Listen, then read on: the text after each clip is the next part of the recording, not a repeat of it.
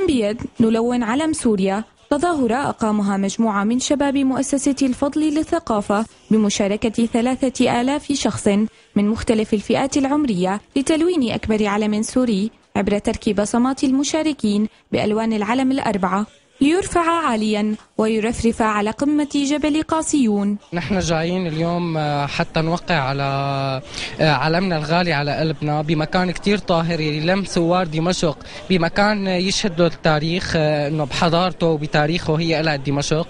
جايين نبصم على علمنا بكف ايدنا لحتى نثبت وحدتنا الوطنية.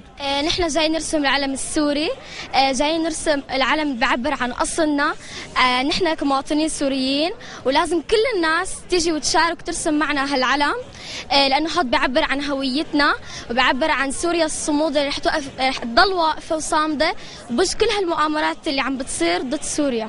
جينا نأكد على اللحمة الوطنية بين أبناء الشعب السوري أيا كانوا. نحن اليوم جايين نحط هاي الألوان ببصماتنا بقلوبنا بدموع عيوننا، هدول الألوان رح تكون رسالة لكل العالم ليشوفوا الشعب السوري وهو عم يبصم بإيديه ألوان العلم السوري. التظاهرة كانت بمشاركة عدد من السوريين والشخصيات العربية الذين أكدوا على أن المؤامرة تستهدف سوريا والشعب السوري الذي سيبقى شعبا واحدا لا تفرقه المؤامرات ولا تهزه التحديات ولا الصعاب.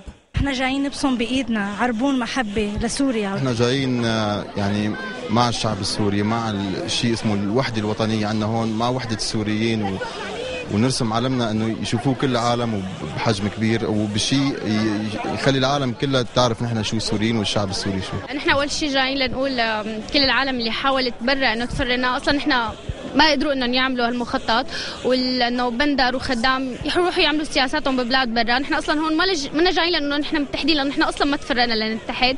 جايين لنطبع العلم بايد كل ولد وبايد كل شاب، بايد كل طالب جامعه، بايد كل ام، بايد كل رجال كبير او صغير. نحن هون كلياتنا متحدين.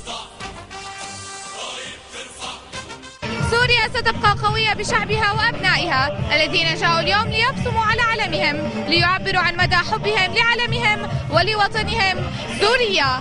سارة الحوشي، تلفزيون الدنيا، دمشق.